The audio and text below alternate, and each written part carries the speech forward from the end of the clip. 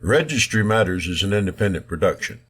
The opinions and ideas here are that of the host and do not reflect the opinions of any other organization. If you have problems with these thoughts, FYP. He's there just in case someone else shows up. Well, in the live show.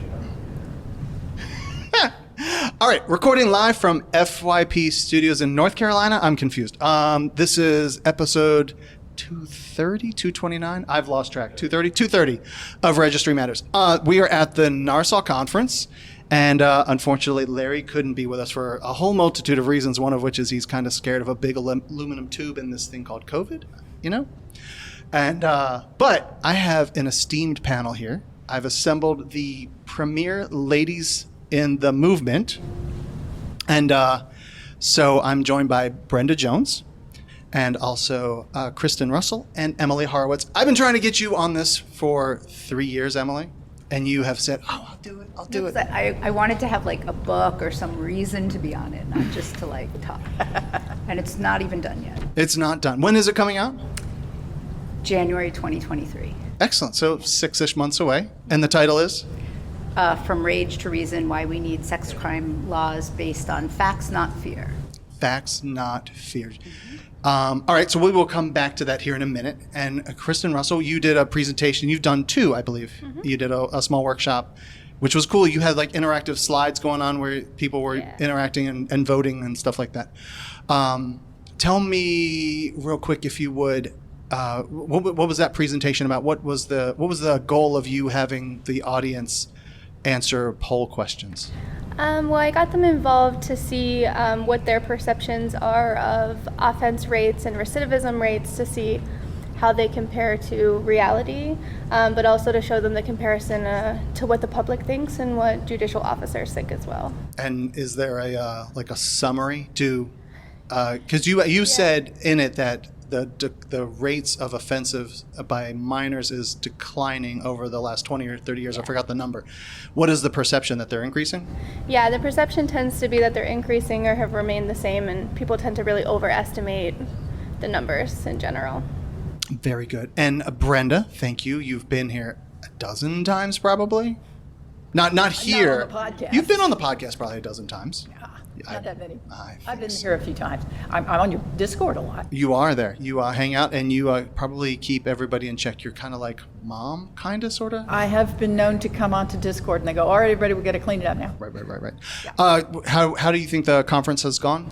It has been seeming really good to me. We've had a really good turnout, and people have really enjoyed all the presentations and have stuck around for all of it. It's a nice, well-behaved group. That it is. The MC was commenting that everybody sat down and was quiet, and so he was able to give them all the instructions. So, but everybody seems to be really enjoying meeting and mingling and listening and learning. And it's record numbers in live stream. It has. It just, what did you say? 83 is the last number that I saw get registered. About 160-ish, I think. What's pretty normal? I guess New Mexico was like the bad press went out and everyone came to the conference. That was really big. This one we had, I think, about 200 registered, but some folks weren't able to make it. Sure. But we've had 160 here, which, considering we're still kind of coming on the down slope of COVID and stuff like that, it's a very, very good turnout. Excellent. So the reason why I thought about this 2 or 3 weeks ago and invited another person who actually wasn't able to attend. But I wanted to have kind of an open dialogue back and forth, because the three of you are not even like 1 degree impacted by the registry. And obviously the two of you down there, Emily and Kristen, you're both PhDs in the field doing research. No good reason. It's not like it's not your kid, it's not your boyfriend or girlfriend, or it's none of that. So I'm super interested in, particularly, has there been blowback? I know, Brenda, you said like when you first went to the legislature, I think something along the lines was like, ew, why are you here? Something along those lines? Well, I don't know. We didn't get blowback so much as just shock. Okay. Which is frequently what happens when a group first gets together and decides to show up at a legislature to fight bills. Prior to that, it was they just passed whatever law they wanted and figured nobody cared. And then we started showing up at the hearings, and they're like, who are these people? Where's this coming from? And it had, it had immediate impact, because it's like, oh my God, there's people that don't like this stuff. And, it actually had some impact right away. But that year, it was definitely the year of the sex offender, as they called it, because there had been a high-profile case that year. Okay. So there were like 80-some-odd bills that year. Wow. An Adam Walsh Act passed that year. We couldn't stop it, but we got rid of some of the worst of it as a result of our advocacy. Remind me which year? That would have been 2010. 2010. And how long had you been involved in things up to that point? 6 months. Okay, so the question that I want to follow up with is, did you notice a dramatic change in how things were? But if you only had 6 months, you were still trying to figure out, like, the light was too bright and you're rubbing your eyes. I was a deer in the headlights. Perfect. And in fact, what I can tell you, because this relates to the podcast, is that was the year that I met Larry. Correct. So we date back to then. And he literally remote controlled me. Okay. From New Mexico Sure. to Maryland. Sure. And was saying, well, here's what you need to do. Go look for these people. Go find those people. Let's, do this, do that. And I'm just kind of like wandering around with my little bullet points to talk to people. But he did a lot of helping. And I can remember, like I say, that was the year they were going to pass the Adam Walsh Act. And I'd been involved for 6 months. And all I, 6 months. And all. And she holds up 5 fingers. I had been involved just long enough to know that the Adam Walsh Act was bad. Okay. Right? I didn't even know what the laws had been or anything like that, but I knew it was bad. And Larry's going, Brenda, you're not going to be able to stop this. Okay. And I said, but Larry, we've got to stop this. He's going, I'm sorry, not going to work. So, but like I say, we got in there. We stopped residency restrictions. We stopped. We did a lot of good, but we didn't stop the Adam Walsh Act. We had to wait for the court decision to get that. Have either of you two, Kristen or Emily, have you done any research into how detrimental residency restrictions are or work restrictions are to the success or failure of a person that is impacted by the registry? The term that we typically use on the podcast is PFR, person forced to register. Do either of you want to speak to how, if you have research? I don't know personally if you do. Emily? I talk a lot about the research. Okay. My research is more, especially right now, about the impact of the registry on people's lives, on individual people, lived experiences of how people suffer. But there's there's decades now of research that shows residency restrictions, presence restrictions, travel restrictions, all of these make people's lives more difficult, and they make people suffer without protecting anyone or helping anyone. They only create more violence. And so my work is how to convince people of this. I've been working on this for since 2005, for 17 years. Oh, have you really? Since that? Yeah, I didn't know wrote you my were first article doing it that in long. 2007, yeah. And I kind of, at that time, thought things were kind of getting better. People were becoming more aware. There was a lot of criminal justice reform happening. And I've been really disappointed that things seem to be getting a lot worse, particularly since about 2014, 2015. Do you have an opinion, a professional opinion, since you are a PhD, on Yeah. why? Is it just solely I don't mean solely. Is it significantly just an ignorant public that says, not in my backyard, thank you for keeping me safe, that's why they're getting worse, versus here's the mountain of evidence that says that these things do nothing? Well, the evidence just keeps growing and growing. There's no peer-reviewed articles that show the registry has ever protected anyone or ever helped anything, right? There's so many more effective things we could do. It's just a waste of money. It's just cruel, mean-spirited, nasty, laws that make people feel better, that make politicians feel like they're doing something, and they don't do anything.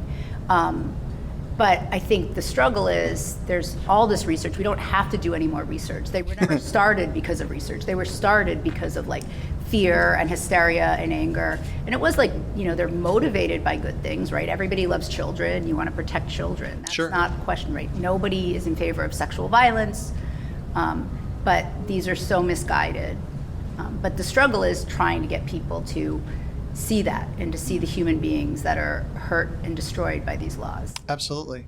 Anything that you want to pile on there with Kirsten? Yeah, actually, so I did a research study a couple years ago where that was kind of my question is we know that the public kind of drives these policies, and so my thought process was, well, can we convince them and educate them about it, and will that change their minds? And so we did a little experimental study where we had people, we had two groups, and we had one read a random psychology article, and then the other group read this article that we put together where we told them all about the registry and its lack of effectiveness and also all of those unintended collateral consequences.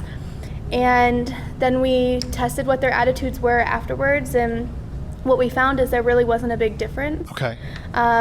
Despite reading all the information, seeing all the statistics and research behind it, it didn't really budge them very much. It was, thankfully there was a little teeny bit of hope. There was a slight budge, but it wasn't like anything really statistically significant. But a lot of those people said like basically, well, I believe you, but I still feel better that it exists. There's a very regular listener, and he has like a niece who's like, well, no, uncle, I don't want you on it, but I want all of them on it. You're not bad. Those people are bad. Yeah. So it's always the stranger that's behind the bushes that's going to snatch the kid on Halloween night, which, Brenda, does that ever happen?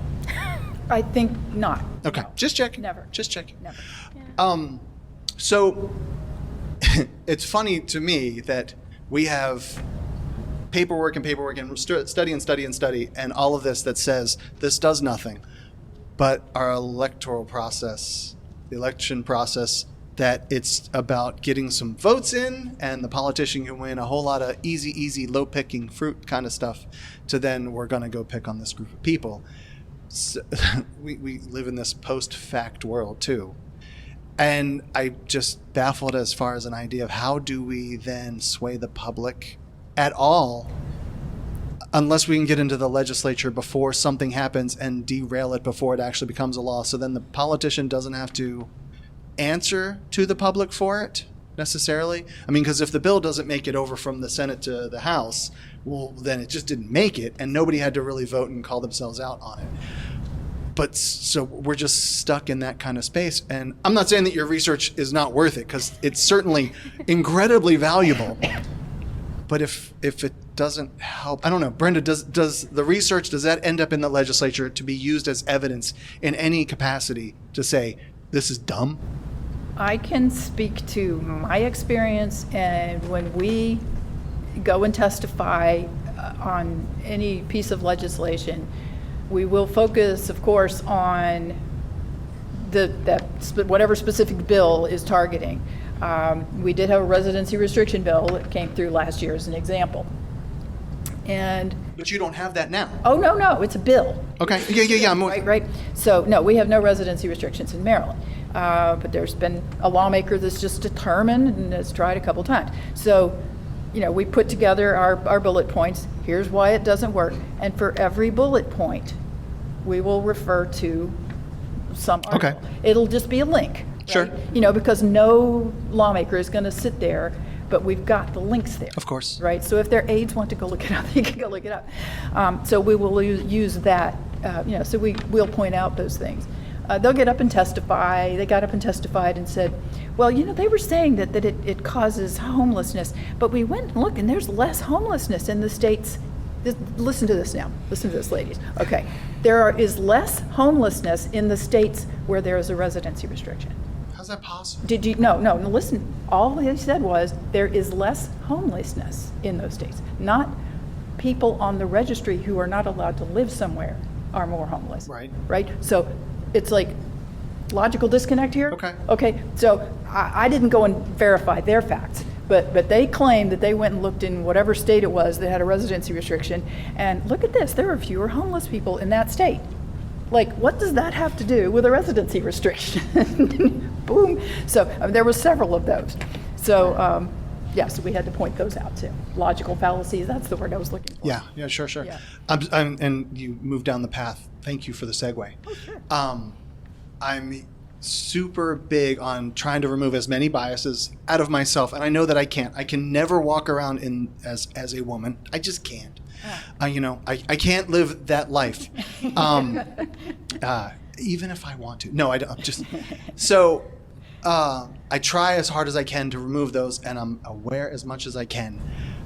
But so how do we? What would the panel say?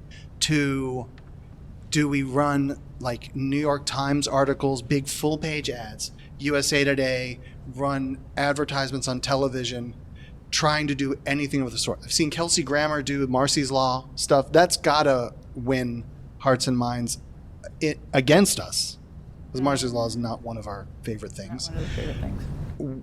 How do we change the minds of people who are already set in their ways and not willing to learn something new? I mean, this is completely opinion-based and Yeah, of course. based. But one thing I've learned that seems to get people to understand, at least like what I'm researching, and because, people are like, why would you research this topic? So Yep. I think the biggest thing for me is humanizing it and putting faces to these numbers and these kind of, these people that they're seeing in such a negative light. The problem is like what you mentioned earlier, though, is that they can separate that one person now that they know the story about from all the others. So that's an exception to the rule. But I really think some sort of media, and I know there's a few documentaries out there, but honestly, I feel like if there were panels being done and documentaries being done that allow people to understand the human costs Right. better and to really understand people's stories and, but to bring all that research into those stories too, so they see the impact not only on the people but on, the country. And I don't know that would sway enough people, but I would hope it would sway some. I wonder, I don't know, maybe 20-ish or maybe even 30 years ago, they started introducing homosexual characters on TV shows and movies and just gradually made it more normal until the point that it's like, I know a gay guy too, or a gay gal, whatever. I can't imagine the scenario of a TV show like Friends where, oh yeah, hey, John is here and he's on the registry, but he has, I can't imagine that becoming just a normal plot line in a TV show. Any ideas, Emily? Come on. Well, no, I mean, I think I talked about this when I gave my talk. Like, my work now, I really want to humanize people on registries, tell stories, tell lots and lots of stories. So you can't just say, it's my Uncle Bill or my cousin Josh. Tell all the stories, even people who've done things that, make us really uncomfortable. Who are they, what they've done, and you really have to emphasize beyond the research, well, you know what, they were punished, they went to prison, they were on supervision. Supervision is not a cakewalk. If you get off of that, if you complete treatment, I find that can be as powerful as the research. Yeah, we're not anti-punishment. I interviewed over 100 people for this book, but I've talked to people since 2007 who've been on the registry, and even the ones who say they're innocent, who say, look, you've got to read my, whatever, my papers, the woman said she lied, but they're like, I don't care about prison, I don't care about supervision, it's the registry. That's what I'm mad about. And that's what prevents people from repenting. People can't engage in active repentance when they're so angry, when you're overpunished. Mm-hmm. I'm convinced that if two things, I bet the lowest hanging fruit, 90% of the people that are impacted, the 100 people in the room. Did I exaggerate, Brenda? Oh, not at all. Okay, good. Not at all. The people in the room that are listening live, that if we had a non-public website registry system and there were no living and work restrictions, I don't even know that NARSOL would exist. We would still fight back against the scope creep. But if your neighbor doesn't know to look at your name on the site and start throwing eggs at your house, or worse, if you don't have that level of problem, the place will employ you, but your probation officer or the state officer says, sorry, you can't work there. It's 999 feet from, but just one more foot. No, sorry, can't work there. I got to think that the majority of our problems go away.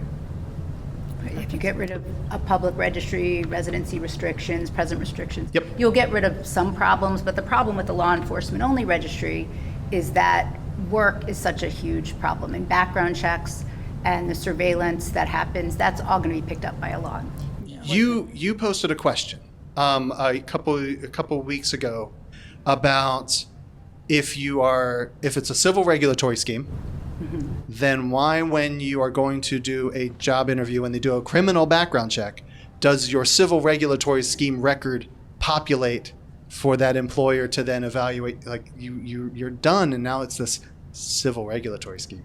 Right. And I'll also say, like, in terms of residency restrictions, if they did have only a law enforcement registry and there were no residency restrictions, landlords still do background checks. Sure. So all that's going to come up. So I think it's still very got the record. Yeah, you You still still have got the the record, and I think it's like dangerous to say.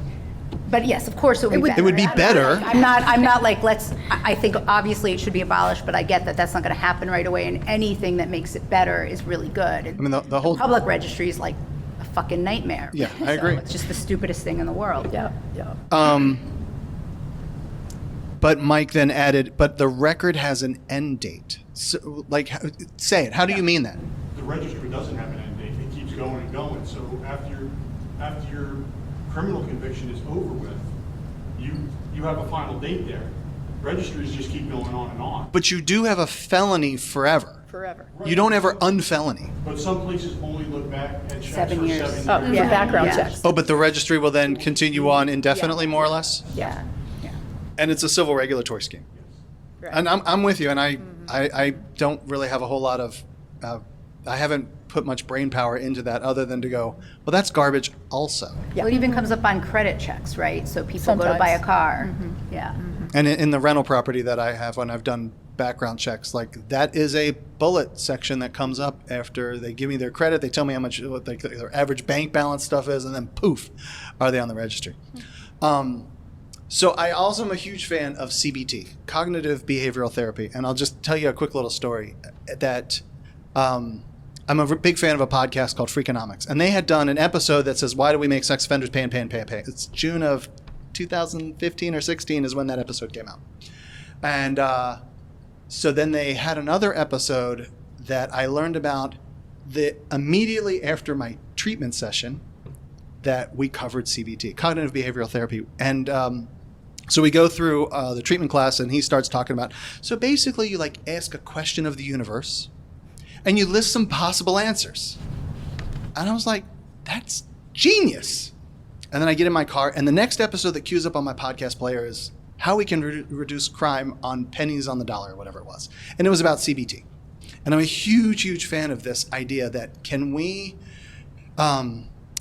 figure out a way in society in general, and then also there was a recent article that Vox published that for this was in Liberia, so I don't know how the currency exchanges over to Liberia, but for like dollars, can we get people to come up with an alternate plan for their life instead of putting them in prison after they've committed the offense?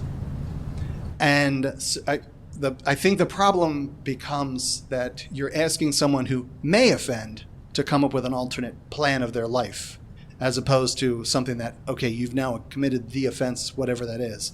Oh, we're going to do this as a diversion tactic. But the cost difference is orders of magnitude. We spend, $50,000 per person per year because they did something we don't like.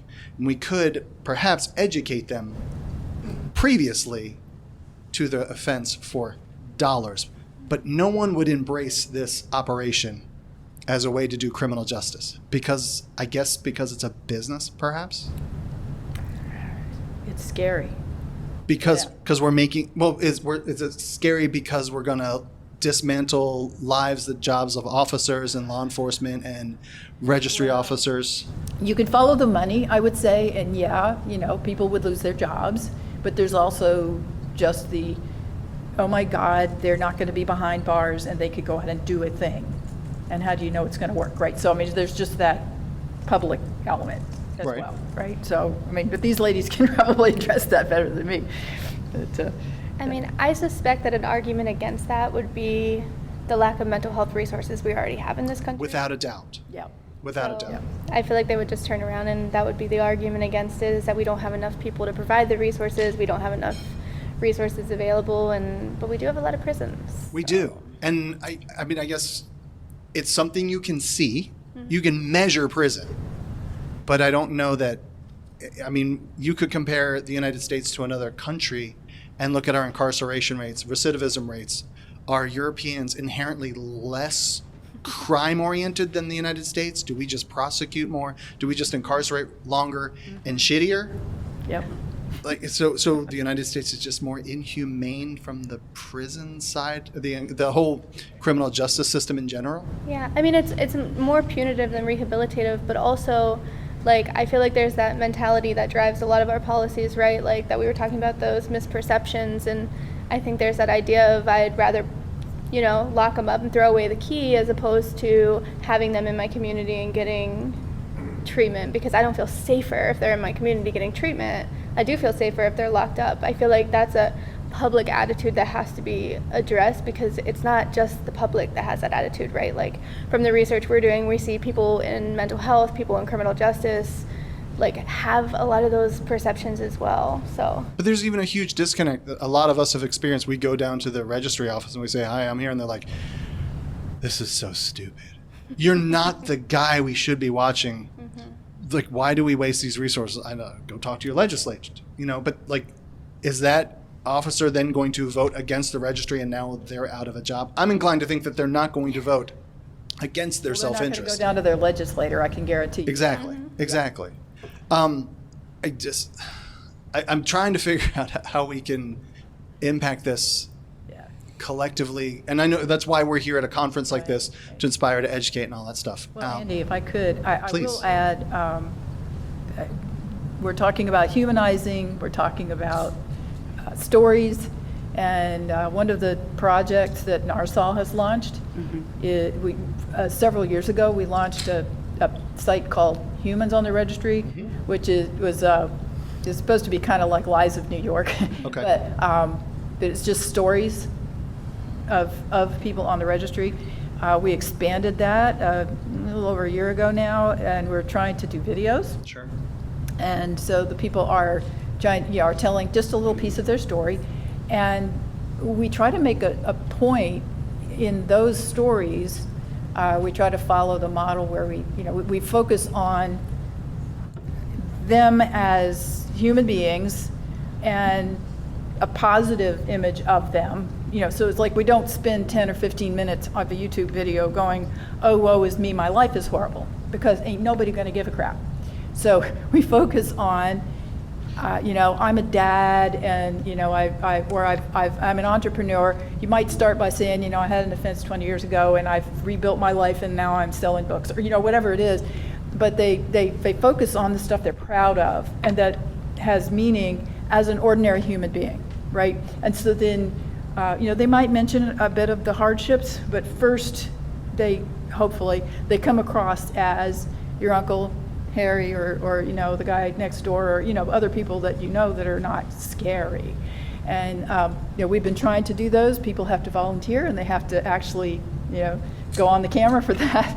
And then we also have some where you can just tell a piece of your story, and then it's just kind of in the background. So we've been trying to work on that, and as an attempt, if we can get that out to the public, and they start seeing these stories, the hope is that eventually there's enough of those. And I know there's at least one other group that's been doing that as well a little bit. I think they're just getting started. So I just wanted to kind of plug that. Absolutely. Emily, you wrote and you had an article published recently, a couple weeks ago? I did. And- I think I know which one you're talking about. I hope so. Is there more than one? No, I mean- You shared it with me. Yes, I did have an article. It's like 10,000 words. It's long, yeah. It's very long. I was like, oh my God, it keeps going. When I sent it to my friend, and he wrote back, "Awesome," in like 1 minute. I'm like, "You did not read it." Yes. When you sent it to me, it had to have been at least 5 minutes after I said it was awesome. long. It was long, but I was glad it was long, because it's hard to talk about this stuff in like little, blips.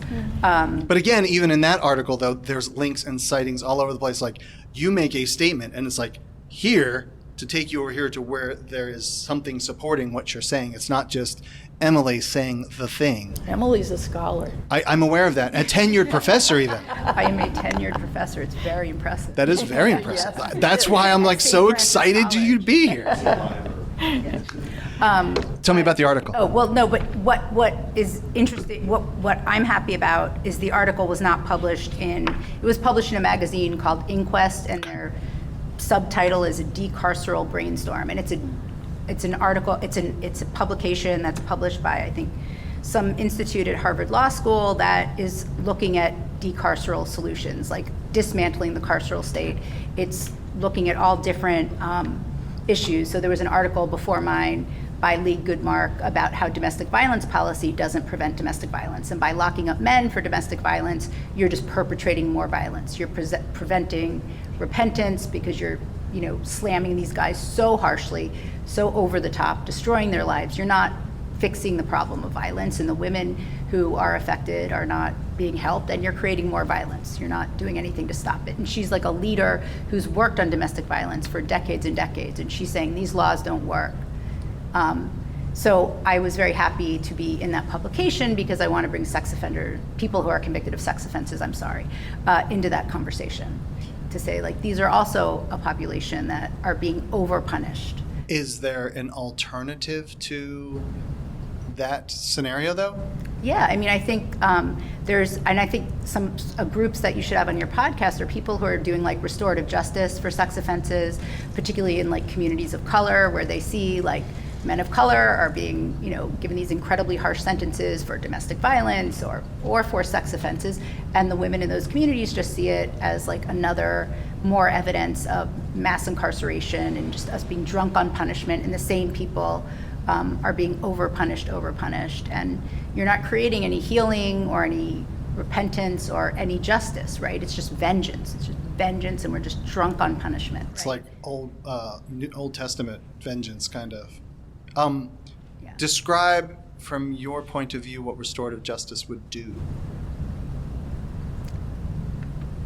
You wanna? Is that There's some other work. It's restorative justice, Yeah. but do we have? Yeah. And I'm asking that from a position of I have had someone beat it in my head that this is not the path.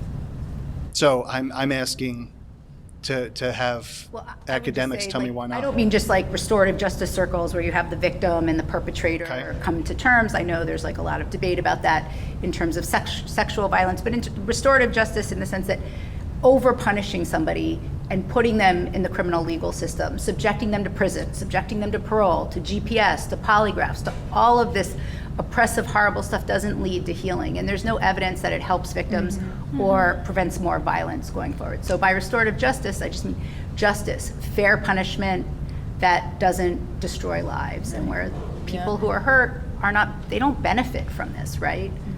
But yeah, I don't mean like the literal, in some cases, that's like a really good thing, right? For those who don't know I don't work with it as much either, but if you're not familiar with the restorative justice circles, there is the idea that, the person who has perpetrated harm has an opportunity to work with either directly with the person they harmed or potentially with other community members who have been harmed a similar way.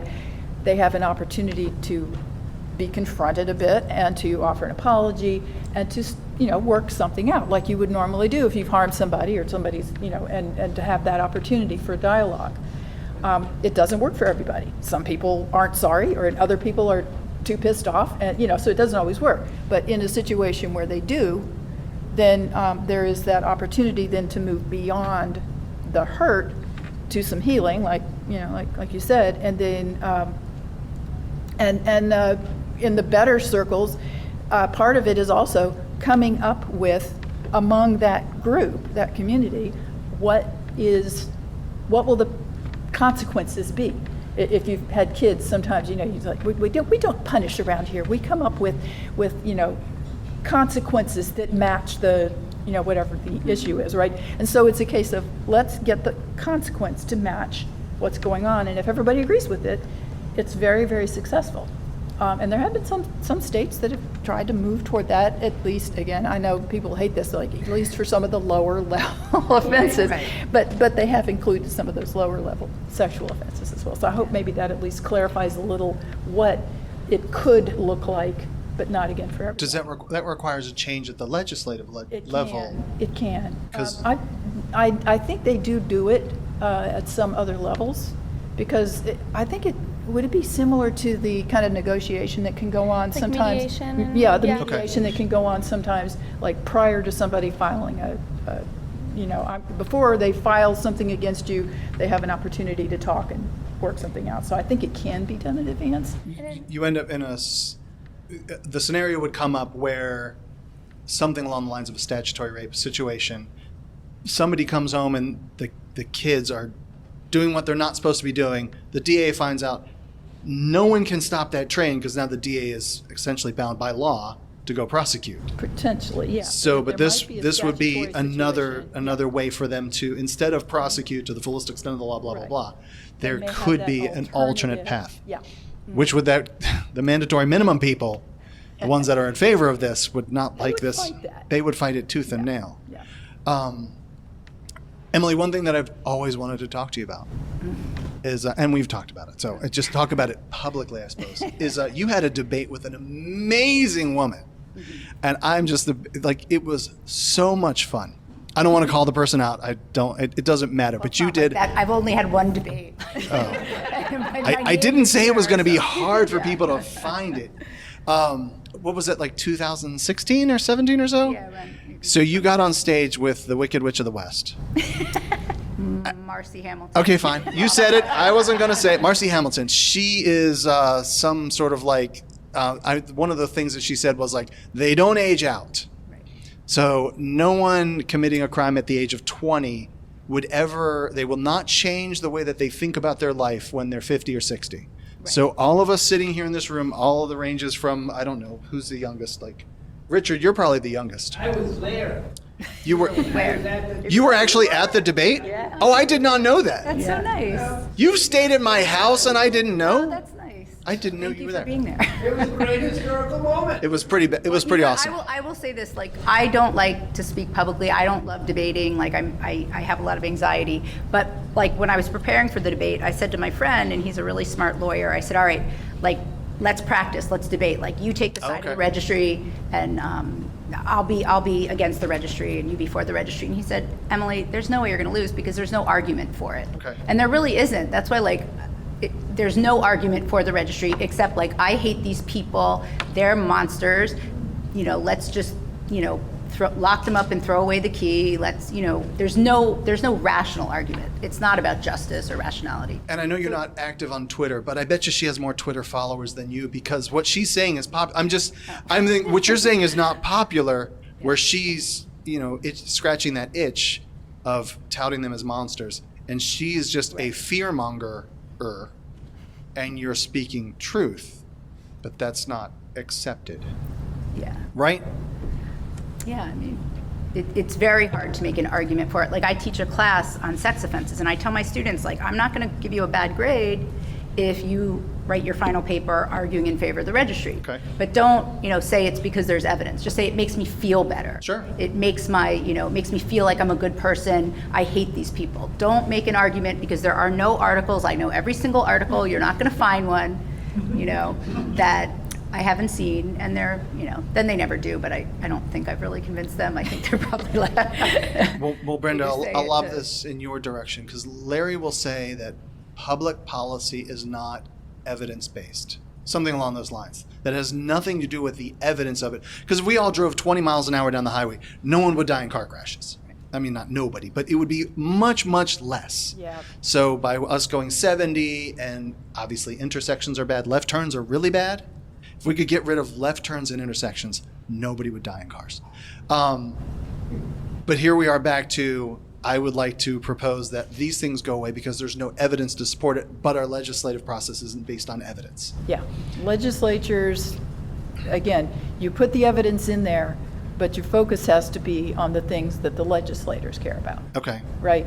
So they'll say, show me the evidence, but Yeah, and I don't remember what somebody was saying. That was one of you guys or someone else. They'll talk about show me the evidence, but what you have to show is the bottom line.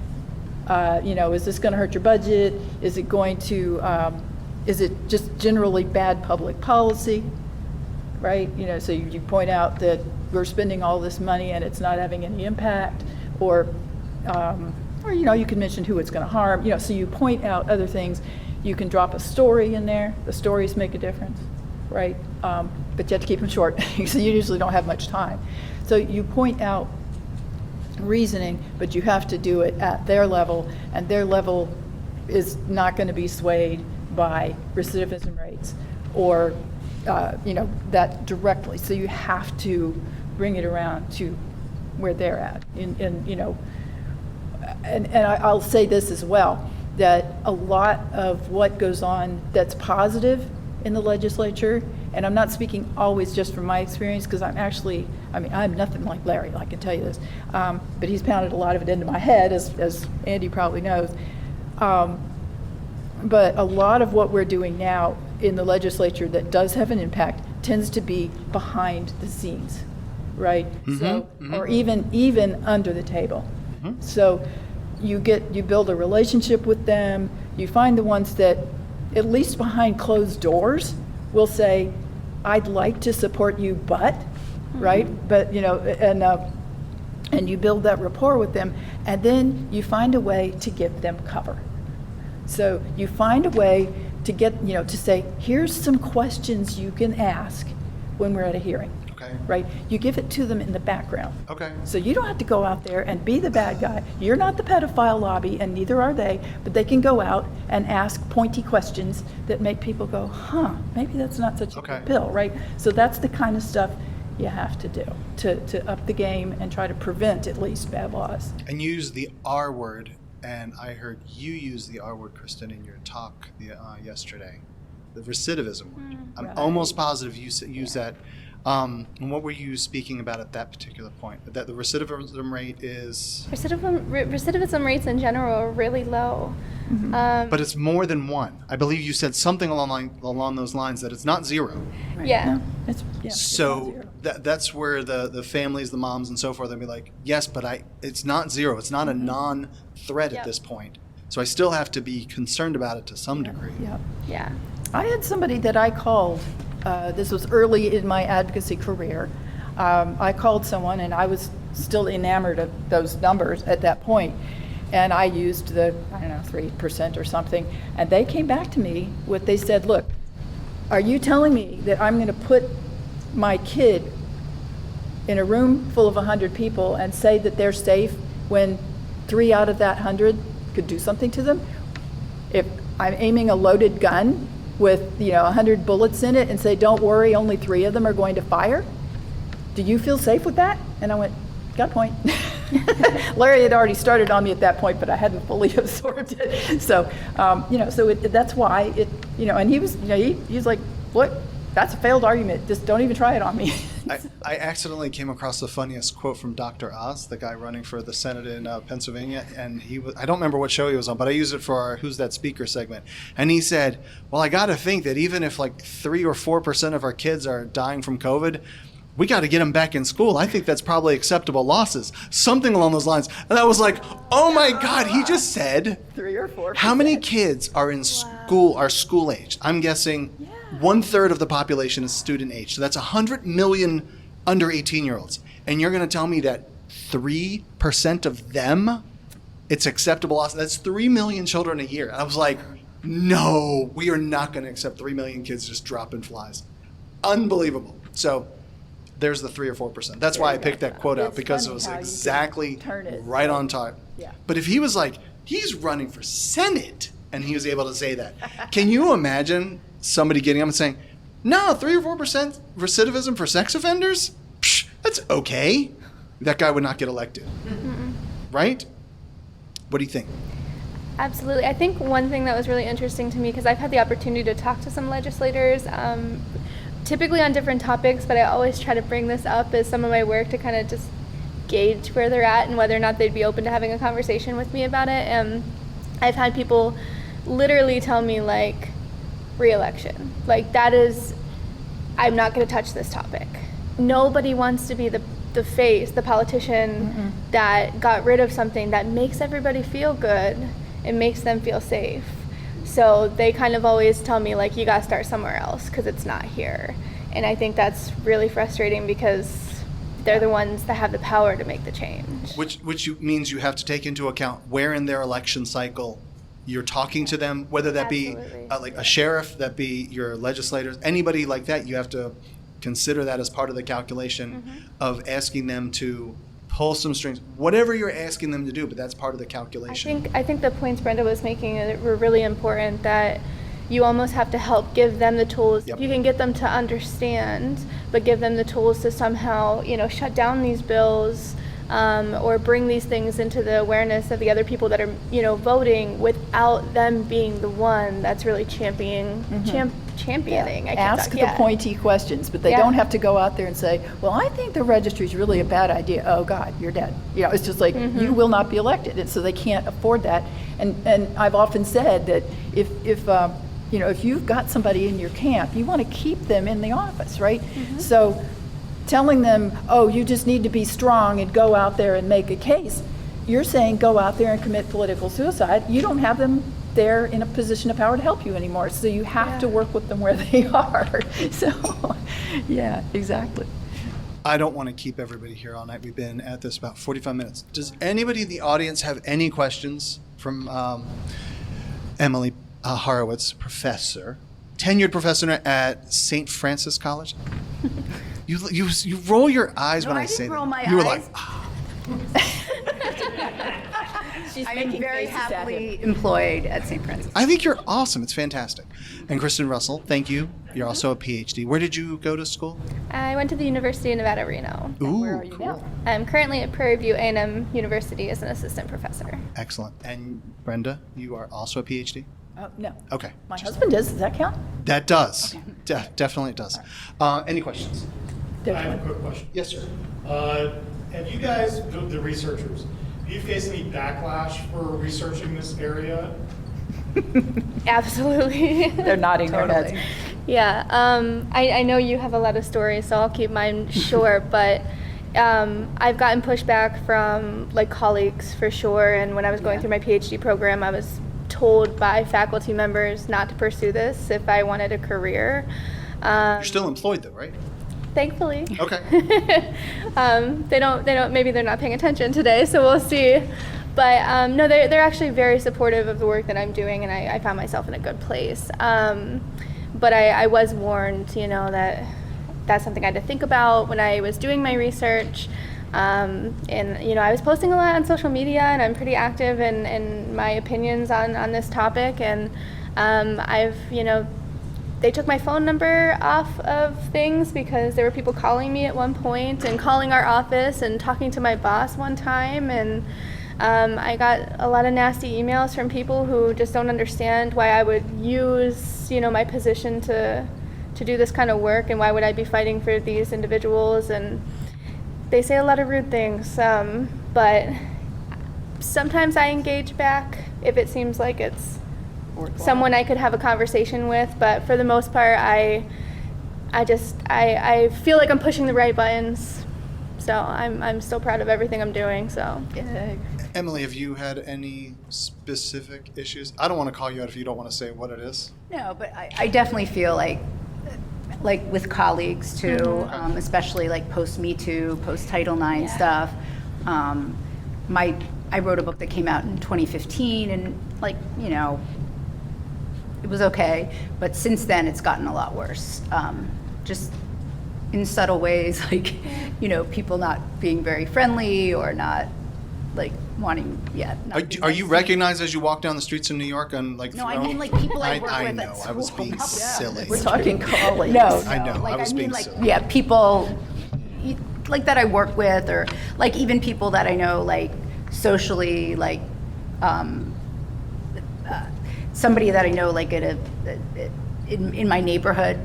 I'll say she said, oh, I know what you work on. I said, oh, and she said, I don't agree with it, but it's your right to do it. But it was very people Google and, Sure. Yeah. you know, so. I don't Google my neighbors, like, ever. I Yeah, don't know. Why, it's like randomly, like, who's this out. person that lives next door to me? I looked them up and this is what you do, and now I'm angry at you? Yeah, she was pretty angry. That's bizarre. Wow. Yeah, or like, you know, like. That's almost like you being on your own personal registry. Yeah. I'll say one thing that's been really interesting is people always come at me for not looking at victimization. Okay. They're like, why would you Yes. look at, if you're going to look at this topic, why aren't you caring about the victims? Sure. And I always find myself being like, you think I don't care about the victims? I'm doing the work I'm doing because I care about sexual harm. Because the work that we're doing in helping change policies and bring this stuff, you know, to people's attention is the work that needs to be done as well, because This It's isn't not preventing helping. anything. Yeah, This it's is not not working. Okay. helping anybody. So then perhaps like the angle is that I'm doing research to figure out what would be effective. Yeah, And maybe we can go in that The thing instead of that's wasting really- resources I this said way. this in my talk, like I don't want to, like, I say this all the time, like if we were studying serial killers, nobody would say, oh, like, don't you care about people who are murdered? Are you in favor of murder? They think it Yeah. was like super interesting and like, you know, it's lots of people in sociology. It's sort of not that interesting to me personally. They study serial killers. There's not that many of them, but everybody studies serial killers. Students love it, right? Podcast series come out and it breaks the Right, internet. Right. That's right. It's like a super popular subject. Nobody would accuse you of being like, you know, in favor of murder. Right. Like I always have to say, I'm against sexual victimization. Everybody is against sexual victimization. There's nobody who's in favor, right? Everybody likes children. I really resent, and when I started, I say, like, I love children. Children are great. Sexual harm is terrible. And I really resent at this point that I still have to say that. Every single talk I Yeah. start by explaining what my Yeah. views are on sexual harm, and I connect if we have positive impacts, if we can help people reenter society better, if we can help support them in rehabilitation, that does reduce That will offending. reduce, And yeah. that's what you want, right? You want to reduce victimization. So then they don't typically have an argument back to that. They're just like, oh.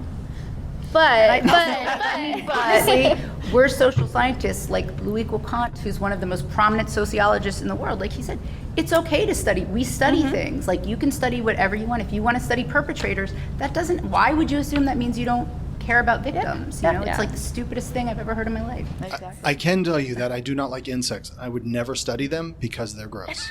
I'm petrified of them. I'm not studying them. that's fair. I'm just using that as my own little personal, like, anyway. And I will say, like in 2016, I spoke at a college, and that's when I saw the tables were turning. I spoke at a college, and I thought everybody was going to be cool. And this girl started crying and saying, like, you don't care about victims. Like, this is so triggering for me. And I was like, what in the world are you talking about? Like, I didn't say, but it really struck me, like, wait a second, like, things are, you know, changing in our culture and getting a little crazier because I'd never, like I said, I'd been doing it for 10 years at that point, and nobody had ever accused me of such a thing. Sure. Any other questions from anybody? May I give a simple promotion? I suppose. So, I'm from New Hampshire, and I'm sorry. an organization called Citizens for Criminal Justice Reform. The website is ccjrnh.org. And back in 2013, one of the board members, Phil Horner, started a series of stories that's called The Land of Oz. It's on the website, if you click on it, and you will get some very interesting, humanizing stories. It's called Land of Oz. He named it. It's interesting. Well, Thank you. anybody else? Anybody? Anybody? Yes, sir. Yeah, well, this is kind of off the wall. Uh-oh. Here. All three of you ladies are intelligent, highly knowledgeable in psychology. Wouldn't you agree that it'll take something spectacular to happen to a lot of sex offenders to catch the public's attention? I mean, for example, in Vietnam, the monks poured gasoline on, if you recall that, lit themselves on fire. That they lost the South Vietnamese country lost, you know, all the people basically then, and then of course we lost. But all I'm saying is that we don't have to go up to Tallahassee or something to pour gasoline on ourselves. But Some people have proposed things along those lines. this country, we only do things when we're shocked. Just like the murders of Walsh and Megan. I mean, that shock value helped them pass all those laws. I mean, you know, I'm just hypothetical. I would imagine, I bet you that there will be agreement here. I bet you if every one of us went to our state capitals and set ourselves on fire, the public would be like, good riddance. Yeah, well, look at like gun control, like all yeah, those kids were shot and nobody. I'm sorry? Yeah. Marshmallows. They would bring marshmallows. Yeah, and make a good point. There have been, I mean, we used to track up to a certain point. I forget the name. Vigilantes. Yeah, but there have been vigilante killings for the last 15, 20 years. And we've tracked every one of them. And where we can, advocates, once we knew about it and had any voice at all, you know, we tried to point it out. We tried to make the most of it that we could. Innocent people who somebody thought was on the registry, we've had some of those, you know, they just happen to live at the address where somebody used to live. And that alone is definitely not enough. I don't know what catastrophe it would take. I'm not sure. Yeah, I mean, Right. it would. Pearl Harbor, it took the Trade Center thing to get the country, the people motivated. Come together. Yeah, so I mean. Yeah. It's. Well, we haven't. I hate to detour onto politics, but killing 40 to 80 children hasn't helped us turn around gun laws yet. So I'm not sure. Yeah. So it's going to be a challenge, that's for sure. Yeah. Yes, sir. Yeah, I'd like to circle back around to the response that the young lady had when you were sharing at the college. And I've done a number of presentations called Sex Offender Sense, and one of the things I've done is I've always started out by letting folks know that there was no intention on my part to re-victimize anybody who may be an untreated victim. I'm pretty aware of the fact that there's a lot of people, I think some of the reason we have such strong response from individuals is we have a lot of untreated victims out there, a lot of silent sufferers. Yeah. And I suspect the numbers are greater than what we know, because particularly with sex offender laws becoming so destructive to the family structure and to the social fabric. The stories I've heard over the years have just been horrendous about how children are treated, children of offenders are treated, and all of a sudden they're, the dynamics are just bizarre. But I always try and preface and just have empathy for people who have an interest, but I can't imagine the courage it takes them to even sit in the same room, and have to process some of this information. Yep.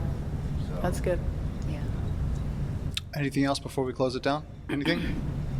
I thank everybody that decided to join. I really appreciate it. It's nice to have a crowd of hundreds. I got to keep the spirit of Larry. Multiply. They have. There have been hundreds that have walked in since we started. I want my money now. Yeah, I want to. Yeah, we got to do the little raffle drawing here afterwards. People that are in attendance, there's a gift being given out. Emily, thank you so very much. I really appreciate it. I hope we can do this again sometime.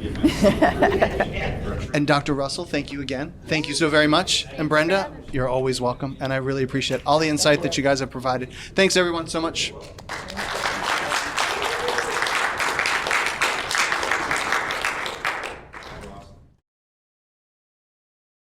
You've been listening to FYP.